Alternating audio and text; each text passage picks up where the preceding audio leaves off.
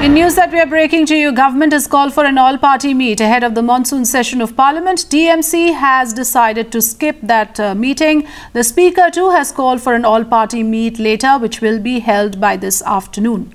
We have Aishwarya on the phone line joining us for more. Aishwarya, I believe the government is taking its responsibility to manage the floor and decide on a floor strategy quite seriously as we see an all-party meeting being organized, but TMC chief already skipping it. Well, as you just mentioned, there are two all-party meets which have been called today. First by the government, that has been called by the BJP Parliamentary Affairs Minister Venkaiah Naidu, which is on as of now inside the Parliament Annexe. What we are being told that the government senses that the opposition and especially the Congress is going to gun for the government on two basic issues. One being that of Lalit Gate and then of Vyapam. Keeping that in mind, the government wants to create a consensus. What we are also being told by our sources, the government is ready for a discussion on both these issues, but at this point of time, keeping in mind that TMC has already written out a letter earlier itself that it will not be able to attend the all-party meet, and going by the sense of the Congress party that they have demanded a resignation of not one but all the three leaders, and have also given a 24-hour notice to the government whether you resign or the House will not be able to function. So going by the tone and tenor of the opposition, it seems highly unlikely that the House is going to be smooth. It is expected that another parliament session full of turmoil as far as the Rajya Sabha and Lok Sabha is concerned, but government still trying its best because they understand that there are still at least 6 pending bills which they would want them to get cleared in this session, but it seems highly unlikely, keeping in mind with the kind of issues which the opposition has already made up its mind to raise in the Parliament. Absolutely. Stay on with us, Aishwarya. Let's listen into what Union Minister Mukhtar Abbas Naqvi had to say before the meeting.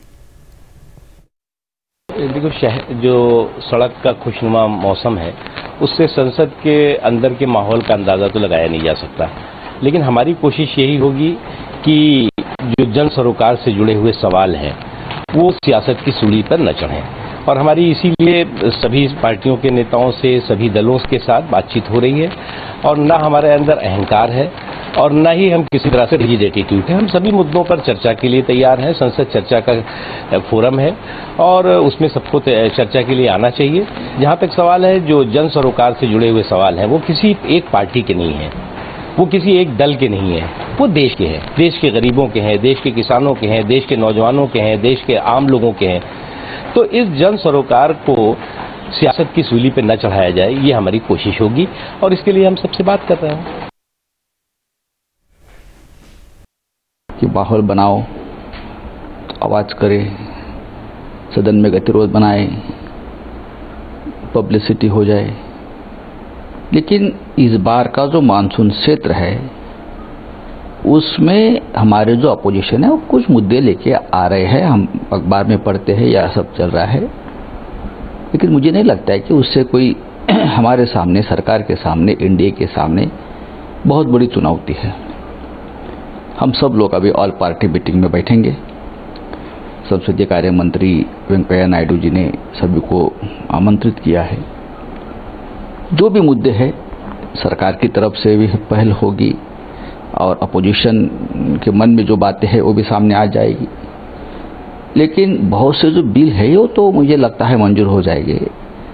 भूमि अधिग्रहण bill के बारे में सभी के मन में कुछ reservation है, हमारे मन में भी है, अगर उसमें कुछ हल निकलता है तो उसमें भी कोई मुझे हर्डल नहीं दिखता है। लेकिन मानसून क्षेत्र एक तो बहुत कम समय के लिए 3 वीक के लिए बना है, उसमें भी बहुत छुट्टियां भी आती है, आसानी से निकल जाएगा।